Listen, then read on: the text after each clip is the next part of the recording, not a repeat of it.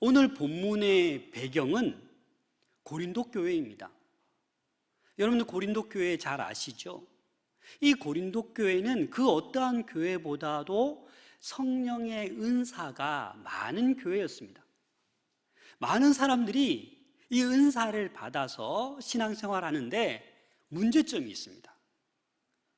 내 은사가 더 크다. 네가 가지고 있는 은사보다 내가 가지고 있는 것이 최고다 라고 해서 서로 자랑하기에 급급했습니다. 그래서 다른 은사를 가진 사람을 재단하고 판단하였습니다. 그러다 보니까 주변에 있는 동료들이 실족하는 일들도 일어나고, 그러다 보니 다투기도 하고 싸우기도 하고, 그래서 고린도 교회는 이 분쟁이 끊임없었습니다. 많은 분파가 생겨나게 되었습니다. 그게 바로 고린도 교회였습니다. 바울은 오늘 이 고린도 교회의 이 성령의 은사 문제를 이 유기적인 것인데 이 다양성을 인정하고 또한 더 나아가 이 통일성을 인정해야 되는 이 공동체를 향해서 오늘 본문을 비유로 든 거예요. 몸으로 그 비유를 오늘 설명하고 있습니다. 이 몸이라는 것은 유기적으로 움직이는 것입니다. 상호 보완할 수 있고 서로 통일성을 가지고 있고 서로 한 몸인 의존적인 관계가 바로 몸이라는 것입니다. 오늘 우리 교회에서도 서로 다른 은사들을 가진 다양한 사람들로 이루어져 있습니다. 오늘 이 본문을 통해서 우리가 한 교회의 한 몸인 성도들로서 어떻게 신앙생활을 해야 되는지 몇 가지 오늘 본문을 통해서 깨달음이 있을 수 있기를 소망합니다. 먼저 교회는 다양성 안에서 통일성을 추구하는 한 몸으로 구성된 유기체이다라는 사실을 여러분들 기억하셔야 됩니다. 오늘 본문 12절 말씀을 같이 읽겠습니다. 시작. 몸은 하나인데 많은 지체가 있고 몸의 지체가 많으나 한 몸인과 같이 그리스도도 그러하니라. 이 말은 무엇입니까? 그리스도도 그러하니라. 교회의 머리가 되시는 분이 그리스도이십니다. 그래서 이 그리스도를 머리로 삼은 그 몸된 교회도 이 사람의 몸과 마찬가지로 서로 다른 지체들이 있다라는 겁니다. 많은 지체들이 있지만 그 공동체는 하나다라는 것을 이야기하고 있습니다. 그래서 교회의 참 모습을 인간의 몸으로 지금 비유하고 있는 것이 오늘 본문 말씀입니다. 어떤 지체든지 간에 몸에서 떨어지면 어떻게 되는 겁니까? 생명력을 잃습니다. 그래서 모든 지체는 몸에 붙어 있어야 생명력을 유지할 수 있습니다. 사랑하는 여러분, 우리는 마산 동부교회라는 이 한 몸의 공동체에 붙어 있는 여러분들 각자의 지체인 줄로 믿습니다. 그래서 뭔가 우월감에 휩싸여서 열등감에 휩싸여서 상처받고 이 공동체를 떠나려고 해서는 안 됩니다.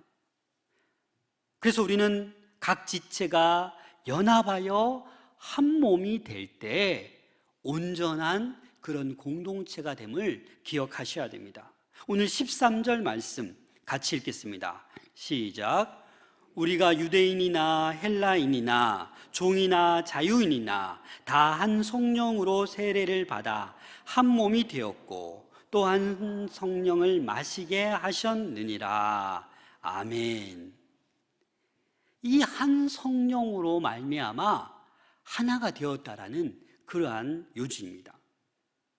사실 한 성령으로 세례를 받아 한 몸이 되었기 때문에 교회에 다양한 이들이 있지만 그 모든 담이 허물어진 거예요.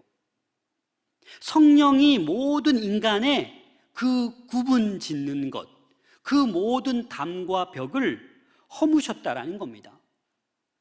인종도, 지식의 차이도, 어떤 지역의 차이도, 신분의 차이도, 모든 것을 이 성령께서 허물어 버리셨다라는 겁니다. 그래서 한 성령 안에서, 한 교회 안에서는 다들 동등한 거예요. 세상처럼 계급이 있고 높낮이가 있는 것이 아니다라는 겁니다. 이 고린도 교회는 어떤 교회냐면 그 아가야 지역의 수도였습니다. 상업과 무역이 활발해서 각 나라 사람들이 이곳에 다 모였습니다. 그러다 보니 수많은 우상들이 있었고 타락하고 음행하고 많은 우상을 섬기는 그러한 곳이 바로 고린도였습니다. 그러다 보니까 헬라인들도 많고 종들, 노예들도 많고 자유인들도 많고 그렇게 다양한 사람들이 모여 있었고 서로 싸우고 반목하고 파당을 짓고 서로 법정에 고소하는 그러한 일들까지 많았지만 어떻게 해요? 성령의 역사함으로 말미암아 이 문화도, 신분도, 인종도, 그런 성별 차이도 그 모든 벽이 허물어졌다라는 겁니다. 성령으로 하나 되다 보니까 원수마저도 사랑의 대상이 될 수 있는 그런 기적과도 같은 일들이 일어나기도 하였습니다. 그런데 오늘날 교회의 모습을 가만히 보면 다시 벽을 쌓기 시작합니다. 세상 지위가 교회에 적용됩니다. 교회에서는 문화, 경제, 지식 이런 차이가 없어야 되는데 이러한 것들이 고스란히 교회에 와서 뭐라고 하지 않았는데도 스스로 열등감에 빠져서 나는 안 돼 라는 마음을 갖기 쉽다라는 겁니다. 또 우월감에 빠져서 나는 너보다 나아 이렇게 우리가 생활해서는 안 된다라는 것입니다. 14절 16절 말씀 같이 읽겠습니다. 시작. 몸은 한 지체뿐만 아니요 여럿이니 만일 발이 이르되 나는 손이 아니니 몸에 붙어 있지 아니하였다 할지라도 이로써 몸에 붙지 아니한 것이 아니요 또 귀가 이르되 나는 눈이 아니니 몸에 붙지 아니하였다 할지라도 이로써 몸에 붙지 아니한 것이 아니니. 바울은 지금 어떤 얘기를 하고 있는 것입니까? 그리스도인들이 스스로 중요한 자리나 직분을 갖고 있지 않다라고 생각한다라고 해서 그 몸에서 제외되어서는 안 된다라는 것을 지금 말씀하고 있는 것입니다. 우리 각 몸의 지체는 그 지체의 고유의 기능이 있습니다. 아무리 아무것도 아닌 것 같아도 그 고유한 자리와 그 기능이 있다라는 겁니다. 17절 말씀입니다. 만일 온몸이 눈이면 듣는 곳이 어디며 온몸이 듣는 곳이면 냄새 맡는 곳은 어디냐. 각 지체에 여러 가지 기능이 있기 때문에 온전한 몸이 되는 것이 다 눈이면 어디서 냄새를 맡고 어디서 듣느냐라는 거죠. 그래서 우리 이 모든 몸은 쓸데없는 것이 하나도 없어요. 서로 유기적으로 관계를 하여서 하나가 되는 것이 가장 건강한 몸을 이루는 것입니다. 18절에서 20절 말씀 같이 읽겠습니다. 시작. 그러나 이제 하나님이 그 원하시는 대로 지체를 각각 몸에 두셨으니 만일 다 한 지체뿐이면 몸은 어디냐? 이제 지체는 많으나 몸은 하나라. 아멘. 하나님께서 그 원하시는 대로 그 지체들을 각 몸에 두셨다라는 겁니다. 그래서 몸은 그 모든 지체들로 인해서 하나다라는 것을 말씀하고 있는 것입니다. 하나님은 지체를 하나님께서 원하시는 대로 만드셨습니다. 하나님의 계획대로 인간의 몸에 각 지체를 두셨다라는 겁니다. 그래서 우리 예수님은 한 분이시고 그 믿는 자는 많을 때 그 예수님을 한 몸으로, 한 머리로 삼아서 한 공동체가 될 수 있다라는 겁니다. 머리가 다리에게 빨리 걷자 하면 걷는 것이죠. 머리가 손에게 물 좀 마시자 하면 손이 컵을 드는 것이에요. 그런데 이 머리가 아무리 지시해도 발이 안 움직여요. 손이 안 움직여요. 왜 그렇습니까? 문제가 생긴 거죠. 병들었거나 신경이 끊겼거나 무슨 심각한 문제가 생긴 것입니다. 사랑하는 여러분, 우리는 머리 대신 그리스도, 그 말씀대로 순종하며 그 그리스도에게 붙어 있어야 되는 줄로 믿습니다. 그래야 우리는 지체로서의 그 기능을 감당할 수 있다라는 겁니다. 또 두 번째 사실은 많은 지체들이 있지만 그 많은 지체들 가운데 필요하지 않는 지체는 하나도 없다라는 사실입니다. 21절 말씀 다 같이 읽겠습니다. 시작. 눈이 손더러 내가 너를 쓸 데가 없다 하거나 또한 머리가 발더러 내가 너를 쓸 데가 없다 하지 못하리라. 감히 다른 지체를 향해서 너는 쓸데없어, 너는 필요 없어 라고 불평할 수 없다라는 겁니다. 사실 예전에는 맹장이나 편도선이 특별한 기능을 하지 않는다라고 해서 그냥 조금만 좀 이상이 생겨도 어떻게 합니까? 다 잘라내잖아요. 제거하고 수술하잖아요. 그런데 그렇지 않습니다. 편도선 같은 경우는 사람이 피곤할 때 뭐가 부어요? 편도가 부어요. 그래서 하나님께서 경고를 주는 거죠. 무리하지 말아라, 건강 지켜라 라고 해서 편도를 통해서 사인을 주는 겁니다. 사실 제가 편도가 좀 약합니다. 그래서 쉽게 편도가 붓습니다. 그래서 이비인후과 가면 편도가 비대한데 수술해야겠는데요? 네 하고 제가 약만 먹고 안 가요. 다시 회복되고 또 좀 피곤하면 사인을 줘요. 편도가 부어요. 그럼 조금 더 자고 그렇게 하고 있거든요. 그래서 우리 몸 가운데 정말 필요 없거나 쓸데없는 것이 단 하나도 없다는 것을 여러분들 기억하셔야 합니다. 그래서 아무도 다른 지체를 업신여기거나 무시해서는 안 된다는 겁니다. 자랑해서도 안 됩니다. 여러분 벽에 못 하나 박을 때도 여러분 한 손이 다 할 수 있습니까? 전 세계에 한 손으로 못 박을 수 있는 사람은 아무도 없습니다. 그렇죠? 왼손이 못을 잡고 눈으로 그 머리를 보고 망치로 박아야 그 못이 드디어 박혀지는 거예요. 그런데 우리는 우월감이나 열등감으로 인해서 그 한 몸인데도 불구하고 시험에 빠지는 일이 너무나도 많습니다. 내게 있는 은사를 다른 사람에게 있는 은사와 비교하며 판단해서는 안 된다라는 것입니다.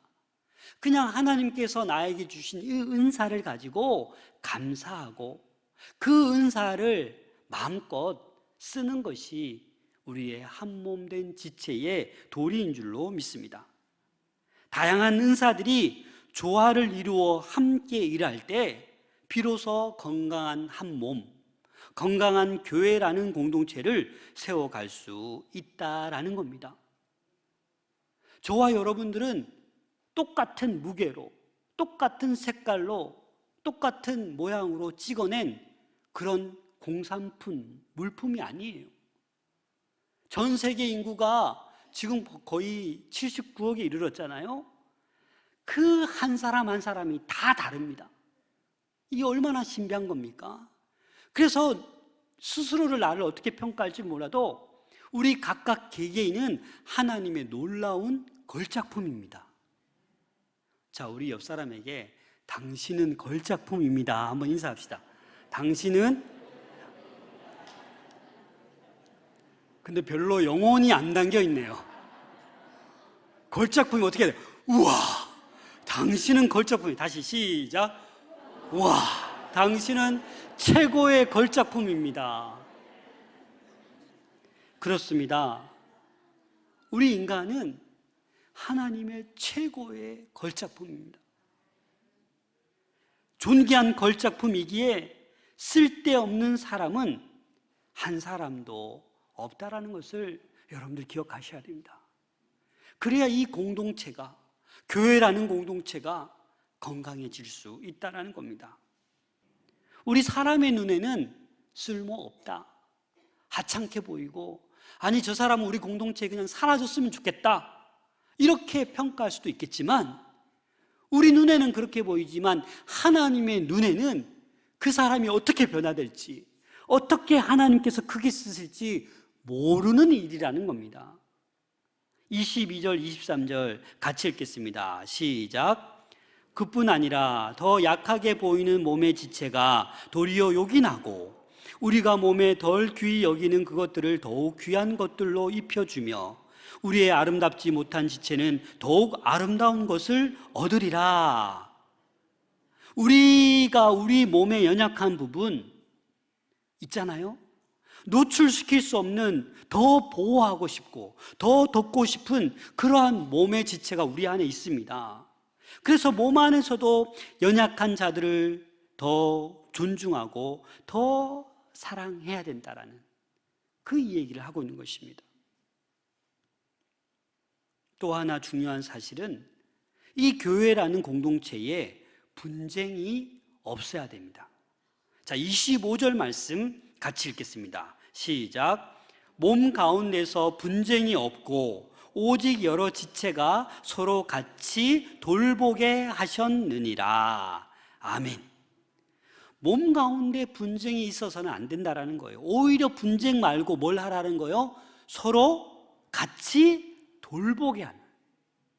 이 돌보게 한다 헬라어가 메림노신이라는 단어인데 어떠한 의미가 있냐? 염려하다, 근심하다. 뭘 염려해요? 다른 지체에 대해서 염려하고 근심하는 겁니다. 서로를 위해 근심하는 것, 이 몸의 지체들이 분쟁 없이 서로를 돌보고 근심하는, 이 걱정하는 것이 아름다운 공동체의 모습이라는 거예요. 꼭 내 일 가지고 염려하고 근심하는 거기에 매몰되지 말고, 옆에 있는 지체를 대신 근심해주고 대신 염려해주고 돌보라는 것입니다. 그렇게 살다 보면 내 안의 모든 근심은 사라지게 되는 거예요. 아름다운 공동체로 말미암아 내가 살아나는 거예요.